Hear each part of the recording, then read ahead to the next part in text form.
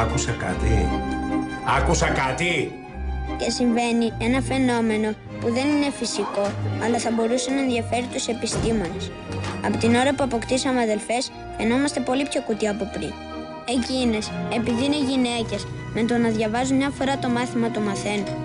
Επίσης, έχουν και άλλες χάρες, όπως να μιλούν και να βλέπουν τηλεόραση ταυτόχρονα. Ο Μάρκος λέει ότι αυτό είναι θέμα γενετικής και απέναντι σε αυτό δεν μπορείς να κάνεις τίποτα, λέει. Εγώ απλώς λέω ότι είναι καλύτερες από εμάς.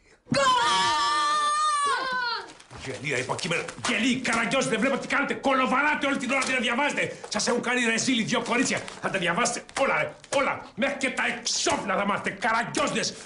Διαβάστε. Διαβάστε.